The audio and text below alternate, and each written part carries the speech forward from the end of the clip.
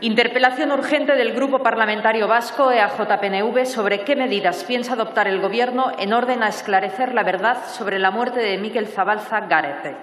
Para su defensa tiene la palabra el señor Esteban Bravo. Gracias, señora presidenta. Señor ministro, señores diputados. Señor ministro, se preguntará qué insistente es el Partido Nacionalista Vasco con este asunto. Pero creemos que es una piedra de toque y que es un asunto fundamental.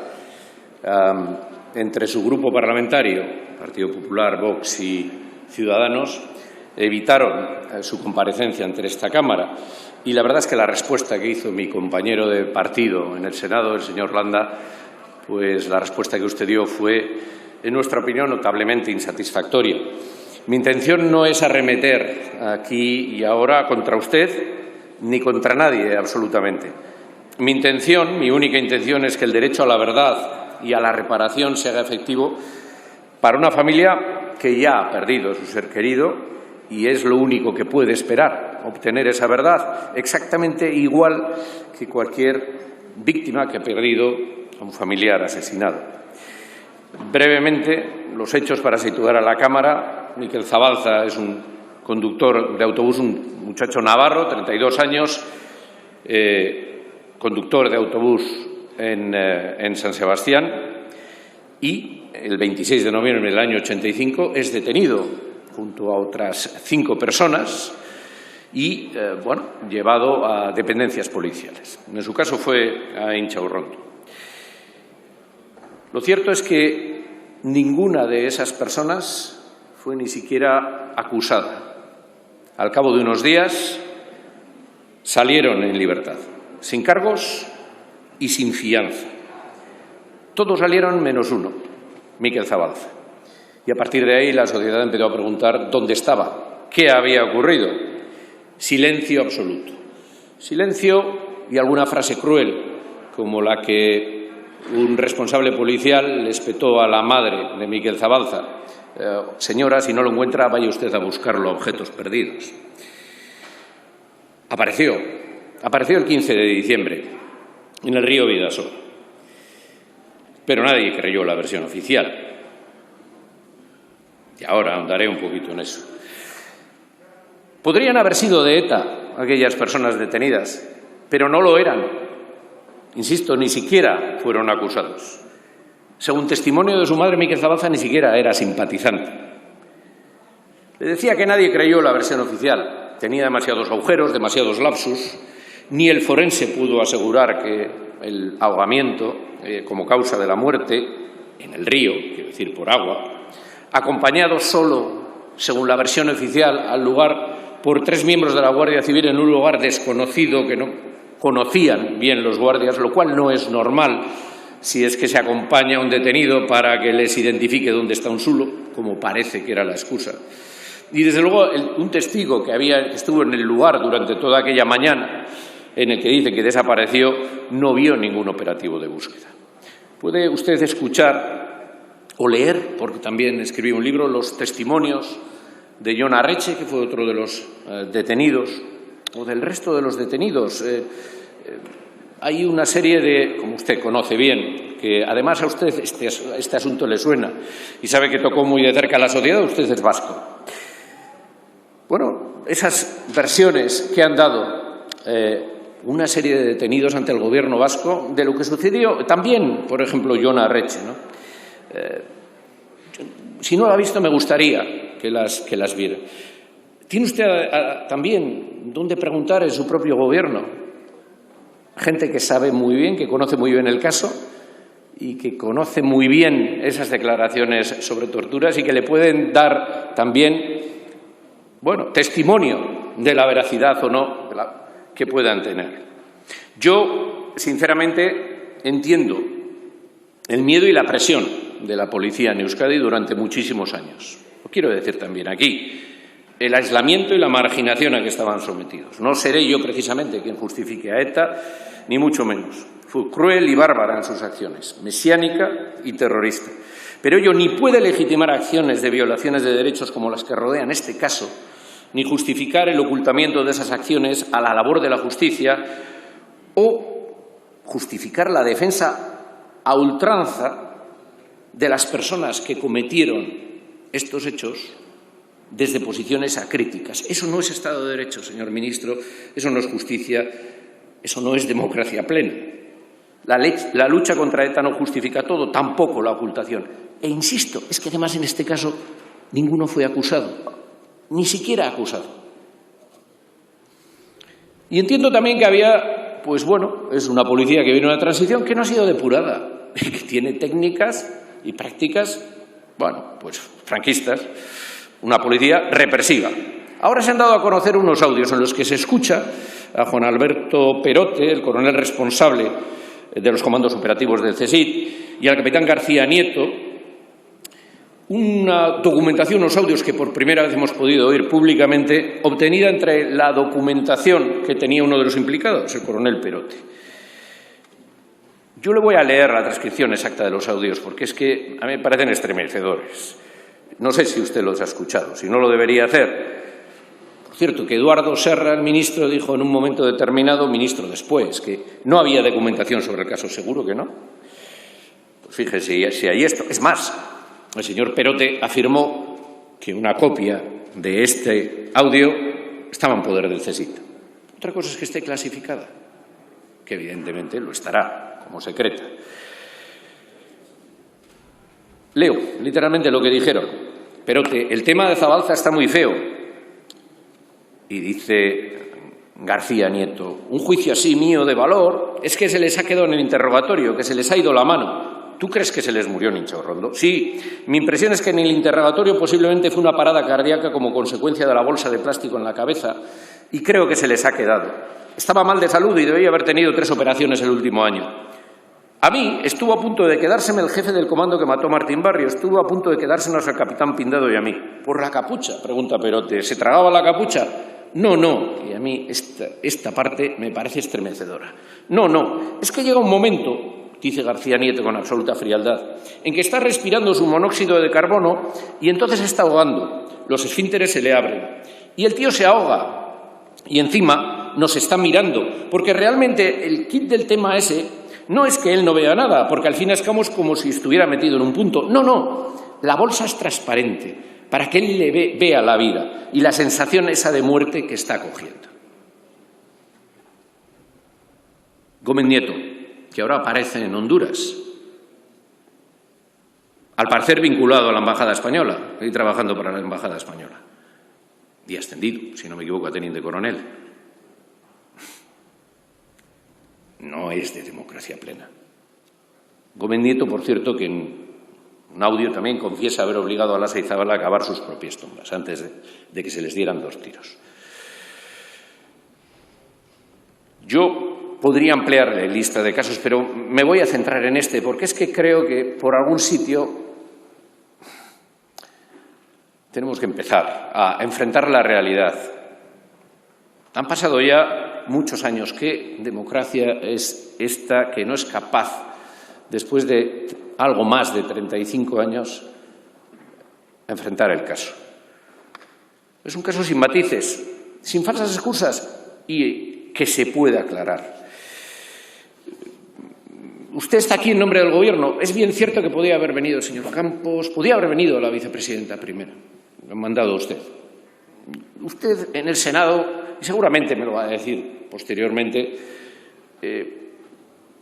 dirá, bueno, esto no me corresponde a mí, esto le corresponde en su caso a la Fiscalía, que reabra el caso, o a los propios tribunales. Yo le interpelo, le han mandado a usted, pero yo interpelo al Gobierno. Lo cierto es que la fiscal estuvo en el Senado recientemente y el señor Landa también le preguntó sobre el tema, entre otras cuestiones. Y se llamó Andanas, se hizo la sueca. No contestó nada, absolutamente nada en su réplica. Pero si la fiscal acudió, es porque algo tiene que ver con el Gobierno. Desde luego ha sido nombrada por el Gobierno.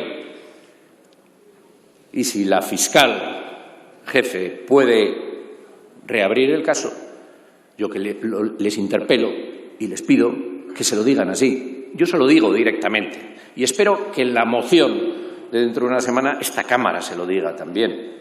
Sería sensación de democracia plena. Pero, mientras tanto, yo se lo pido a usted, como representante del Gobierno, insten a la fiscal a que lo haga. Pero es que también usted puede hacer algo, señor ministro. Usted también puede hacer algo.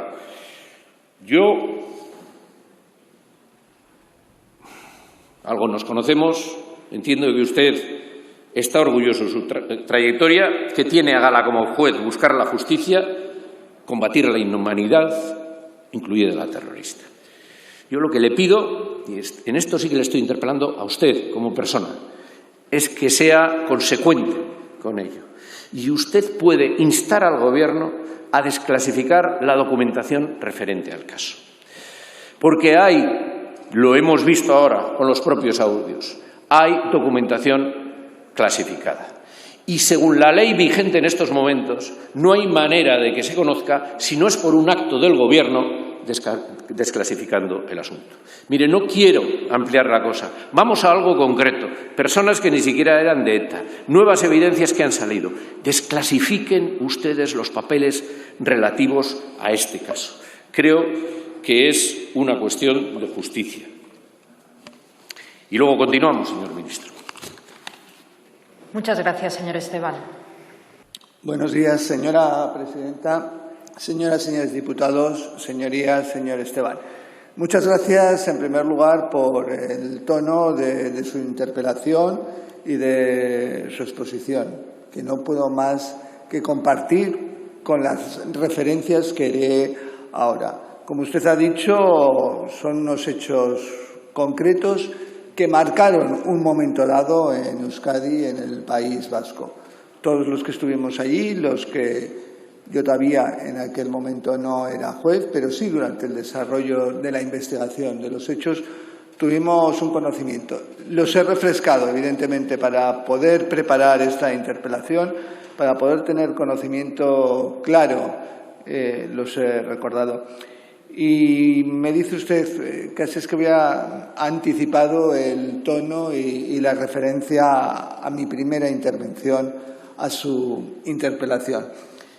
Pero quiero también hacer una referencia, independientemente de lo que expondré, que tiene usted toda la razón, será el Poder Judicial razonablemente cuando ya hay una investigación judicial que ha sido minuciosa en el tiempo y en las diligencias practicadas, la que deberá determinar la pertinencia o no pertinencia de la reapertura.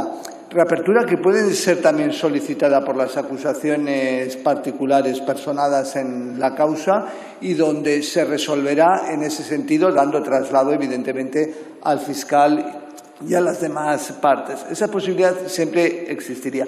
Pero déjeme, lo que no quería, he hecho lectura de los autos, por ejemplo, del primer auto después de casi 3 años de instrucción judicial en el año del 85, de diciembre del 85, cuando aparece el cadáver, el 15 de diciembre, hasta julio del 88, que se dicta el primer auto donde se acuerda el archivo, donde también hay que reconocer que ya en el año 88 había jueces en el País Vasco, en Euskadi, que estaban promocionando una justicia en valores, en derechos humanos, en libertades fundamentales. La lectura de ese auto demuestra lo impecable y la preocupación de aquella parte de la justicia democrática. Me estoy refiriendo a personas como Joaquín Jiménez, como Juan Alberto Belloc en Vizcaya, gente realmente formadas, preparadas. Usted ha hablado, yo simplemente referí que allí se hicieron una pluralidad de diligencias para poder concretar y comprobar la naturaleza de los hechos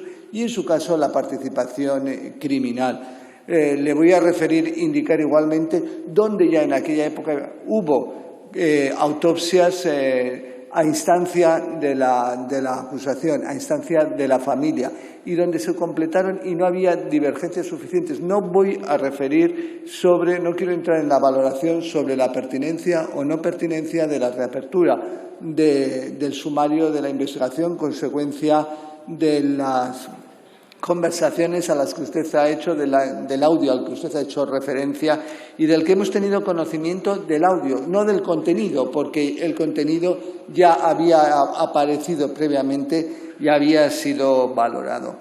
Por eso le digo que es pertinente partir, dicho esto, en este extremo de la premisa que en muchas ocasiones no se presta atención a que estamos en un Estado de Derecho. No es su caso, señor Esteban, que usted lo tiene muy claro, independientemente de los potenciales de perfeccionamiento que todo tiene. Pero en ese sentido, como le vuelvo a referir, la diferencia de las potestades, capacidades y poderes de cada uno de nosotros.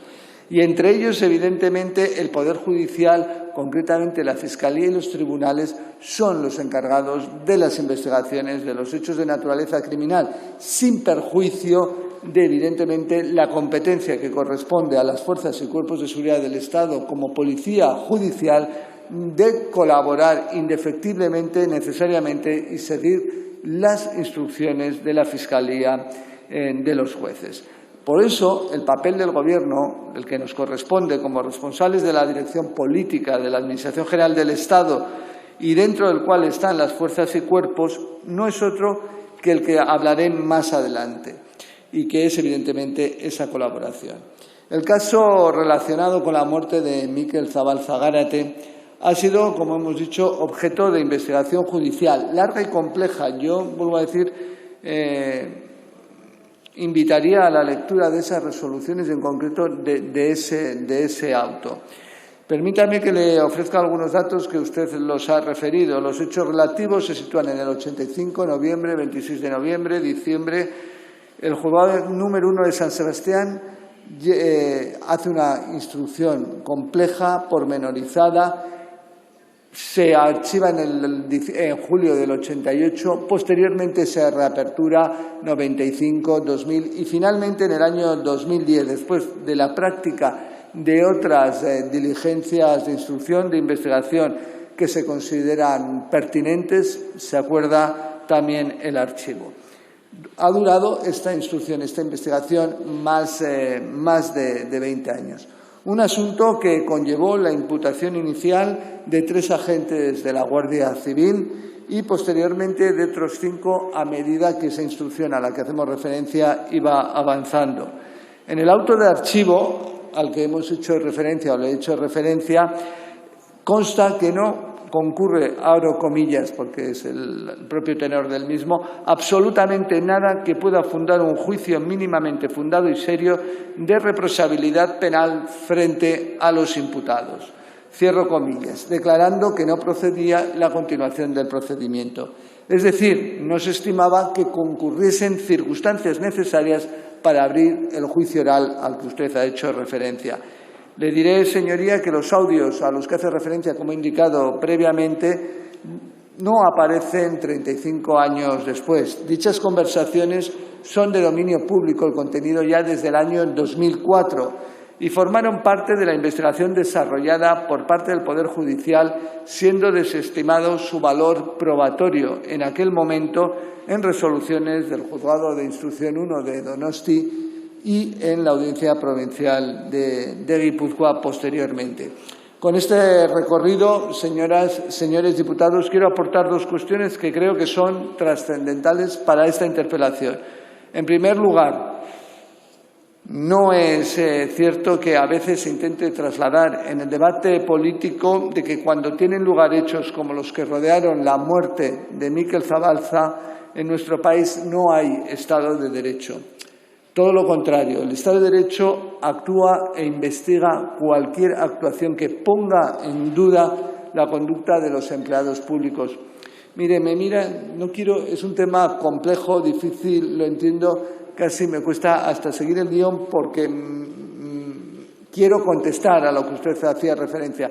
Y no es justificando, pero usted sabe que en aquellos años esta fue una investigación compleja, se desarrolló, vuelvo a decir, con jueces, con una competencia evidentemente, y que en otras muchas causas usted sabe que se abrieron plurales causas por supuestas torturas, incluso hubo alguna sentencia condenatoria. Quiero decir que hubo muchos jueces en ese sentido que, como procede en todo, comprueban, corroboran que los derechos y libertades fundamentales no son violentados en el ejercicio legítimo de la vis coactiva que corresponde al Estado en términos de legalidad.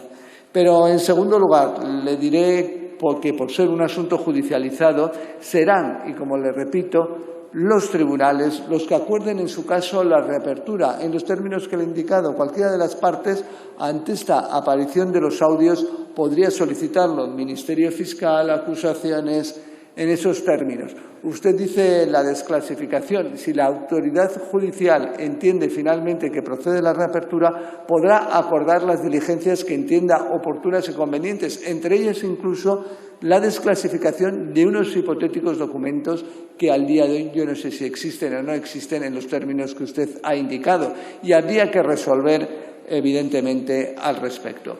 Lo que no podemos hacer, y se lo digo, son investigaciones paralelas, instrucciones paralelas ante un hecho como el que usted ha indicado, cuando quien sabe conoce si realmente tiene una novedad, si representa o deriva en un acontecimiento nuevo, importante y relevante para la instrucción, para la investigación y para la determinación, en su caso, del alcance, naturaleza de los hechos, no es otro que el Poder Judicial, que las partes intervinientes en el caso, que pueden instar en ese término. Y por eso no voy a manifestar valoración alguna sobre actuación o resolución que pueda emanar del Poder Judicial en ese sentido, ni voy en ese sentido a incidir o a un pronunciamiento futuro o un hipotético pronunciamiento futuro de las autoridades judiciales. Son a ellas a las que les corresponde valorar en esos términos, en ese sentido, y nosotros necesariamente, como nos corresponde, apoyar cualquier resolución judicial en los términos que indican y cumplir sus mandatos. Vuelvo a decir que, repito, que cualquier investigación judicial, y añado muy especialmente aquellas que tengan como finalidad esclarecer comportamientos hipotéticamente delictivos en el ejercicio de la autoridad de la que nos inviste la ciudadanía, evidentemente contará con nuestro apoyo. Pero le vuelvo a referir, señor Esteban, con el mismo tono que usted ha utilizado, que me parece que es el adecuado y el correcto. Dejemos que los poderes a quienes corresponde valorar y determinar el alcance, las circunstancias, la proporcionalidad, la necesidad, en su caso y si lo entienden oportuno, dicten la resolución. Resolución a la que todos haremos, evidentemente, caso indefectiblemente, y con la que colaboraremos y cooperaremos, que es de suyo y va de suyo en un Estado de Derecho. Espero que en la réplica podamos incidir en esas circunstancias concretas, pero le vuelvo a referir tranquilidad en cuanto a que estamos en un Estado de Derecho, tranquilidad a que ya en el año 85-86 y siguientes los tribunales manifestaron un cumplimiento imprescindible de la legalidad en los términos que le he indicado, con una instrucción compleja, desarrollada en el tiempo, y resoluciones judiciales donde analizaban exhaustivamente la investigación formalizada, sin perjuicio, evidentemente, que en cualquier momento y caso de que sea necesario, la misma sea reabierta. Muchas gracias. Muchas gracias, señor ministro. Señor ministro, entiendo que es un marrón el que le ha tocado, pero sí, claro que yo también me he leído los autos. El caso se cierra en falso. Y el caso se cierra en falso por la negativa del Gobierno, de la Administración, a dar pruebas. ¿Valor probatorio de estos audios? Bueno, al final, el auto lo dice, no, es que el señor uno de los supuestos voces, García Nieto, dice, no, ese no soy yo, eso no es cierto. Y Serra dice, no, es que no hay ninguna documentación en el CSIC, ni tiene la Administración ninguna documentación. Así que, y los jueces lo dan por bueno, sin más. ¿Por qué se cierra? Por la negativa del Gobierno a dar pruebas. ¿De verdad se cree usted, que no hay caso? Conociéndole, no me lo creo. En la autopsia dice, bueno, que no podía afirmarse que se había ahogado en el río Bidasoa, que no podía afirmarse eso, sí que era por ahogamiento, ¿no? Mire, aquí no vale decir que sean las acusaciones particulares.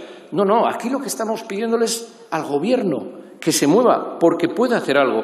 Claro, usted me dice, oiga, toda la colaboración del mundo, eso es lo que le corresponde a la policía. La tarea de la policía es colaborar con los tribunales en todo lo que les pidan. Claro, pero es que dice, serán los tribunales, con las novedades que hayan y si lo consideran oportuno, los que entren a conocer de nuevo del caso. Claro, pero para eso, para que haya una novedad, ustedes pueden aportar esa novedad. Abran los archivos, pero de verdad, por mucha buena voluntad que hubieran determinados jueces, no lo voy a poner en cuestión, pero con el ambiente que usted y yo sabemos que había, en el año 85, en el 86, en el 87, ¿usted cree seriamente que iban a poner en duda o en cuestión las versiones de la policía o del Gobierno? Usted sabe que no. Usted sabe que no. Insisto, es que no es un caso relacionado con ETA, además. Sí, indirectamente, pero no se les acusó nunca. No tenían pertenencia a ETA. Entonces, dejemos que los poderes, el Poder Judicial dictamine sobre qué, si el peso para dar mayor argumentación, la llave para que los tribunales puedan actuar, la tienen ustedes. Usted, pidiendo en el Consejo de Ministros que se desclasifiquen los documentos relacionados con el caso, y la fiscal general del Estado, solicitando que se reabra el caso. Mire, no es que se lo pida el Partido Nacionalista Vasco, o ya veremos cuántos grupos de esta Cámara dentro de una semana, es que se lo pide mucha más gente.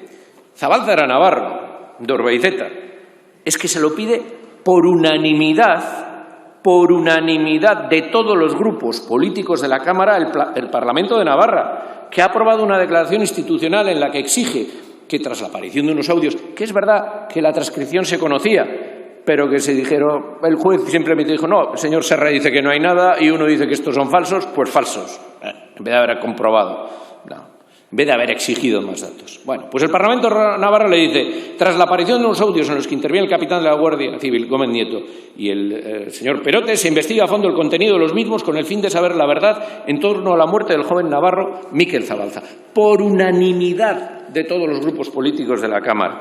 Y la señora Chivite, presidenta de Navarra, miembro de su partido, le dice, el Gobierno hace suya la declaración aprobada por unanimidad en esta Cámara, reflejo del sentir de los navarros, y el Gobierno no puede sino sumarse y compartir ese pensamiento. Nuestra obligación de comprometernos con rotundidad con la defensa de las víctimas del terrorismo, con las víctimas de cualquier tipo de violencia o vulneración de derechos humanos, con la investigación, la justicia, la reparación y la verdad, que es el objetivo de la declaración. Lo dice la señora Chivite y añade, y me sumo, trabajemos por la convivencia, por la memoria, desde el consenso, porque sólo así podremos avanzar como sociedad y mejorar la calidad democrática de las instituciones. Es toda una sociedad a la que pertenecía esta persona la que le está pidiendo al Gobierno que actúe, que deje que entre la luz en el caso. Y si al final la conclusión es que la versión oficial es cierta, pues que se aclare, pero la luz verdadera de todos los datos. Lo que no puede ser es que con todas las dudas manifestadas, incluidos los autos judiciales, dejemos pasar este asunto sin más ni más. Se han ido dando pasos. Del país en general, han pasado ya muchos años. Es hora de arrojar luz, pero para arrojar esa luz no vale decir que la responsabilidad es de otro ámbito.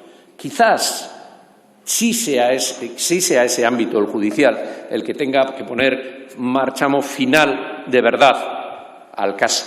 Pero para que éste actúe se necesita la diligencia del Gobierno, se necesita su diligencia, señor ministro. Y yo, aunque ahora me siga diciendo que no, seguiré esperándola. Gracias, señor Esteban. Señores diputados. Señor Esteban, muchas gracias por su intervención. Vuelvo a repetir los extremos anteriormente indicados. No caben instrucciones paralelas cuando la competencia, en este caso, es de los tribunales, es de la Fiscalía y nosotros tenemos la función, evidentemente, de colaborar, de coadyuvar. Podríamos caer en riesgos importantes como investigaciones prospectivas y eso es un riesgo que no procede y no es oportuno. Esta instrucción se desarrolló, como le he expuesto anteriormente, durante 20 años, con una pluralidad. No voy a valorar el informe de autopsia ni otras diligencias, que las conozco y cómo las valoró y las tuvo en cuenta la autoridad judicial. No se corresponde en concreto con lo que usted ha indicado, sin perjuicio de que, como he dicho anteriormente, no procede, y menos ahora como ministro del Gobierno, que haga una referencia a la misma, porque podría también determinar o que yo estuviera instando a una reapertura o a no reaperturar una causa, y eso corresponde a quien corresponde ante las circunstancias nuevas o no tan nuevas a las que usted ha hecho referencia. Pero le recuerdo también que en aquella época era conocido el arrojo de esos jueces en el País Vasco, en Euskadi, que investigaban supuestos malos tratos, supuestas torturas. Yo, que hice prácticas allí como vasco, recuerdo plurales diligencias, declaraciones, juicios en esa materia. Si le recuerdo nombres como los que le he dicho antes, Joaquín Jiménez, Juan Alberto Belloc, María Elizabeth Huertas, las críticas que recibieron desde distintos estamentos oficiales por las investigaciones de todos hechos supuestamente constitutivos de delito y de delitos, evidentemente, de una gravedad importante y relevante. Con lo cual, solo quiero referir que los hechos relativos a la muerte, al fallecimiento de Mikel Zabalza Garate, también fueron asistidos de esa voluntad inquebrantable de aquellos jueces de investigar los mismos, sin perjuicio, naturalmente, de que en caso de que sea necesario y preciso se acuerde la reapertura, pero no procede ninguna investigación paralela prospectiva dentro de un Estado de Derecho. Vuelvo a decir, esos elementos a los que usted hace referencia, esos supuestos documentos existentes, secretos y clasificados, cualquier circunstancia relevante puede alegarse, debe alegarse, en su caso, ante los tribunales, ante el tribunal competente, quien en su caso resolverá sobre el carácter novedoso o no de la noticia, de los datos que se le ponen encima de la mesa, la necesidad de la reapertura y, asimismo, para la supuesta acreditación o para la posible, no supuesta, para la posible acreditación de los hechos que son objeto de explicitación por las partes, si es necesario o no la desclasificación de algún documento caso de existir. Y entonces podríamos comprobar primero si esos documentos existen y, en segundo lugar, caso de existir, valorar la desclasificación de los mismos. Pero le vuelvo a decir, prospectiva y con carácter previo, adolece de cualquier amparo legal la actuación del Gobierno. Nos convertiríamos, vuelvo a decir, en una institución paralela a aquella que tiene la competencia. Y confíe, no desconfíe, que lo sé que no desconfía de los tribunales, señor Esteban. Estoy absolutamente y soy consciente de que no desconfía de los mismos. Vuelvo a decir, esperemos a los pasos necesarios y precisos que en su caso adopten quien es competente en la materia, y no quepa duda que este Gobierno y que las fuerzas y cuerpos de seguridad del Estado, como siempre han estado, están a las órdenes en materia de policía como policía judicial de los jueces y tribunales de nuestro país.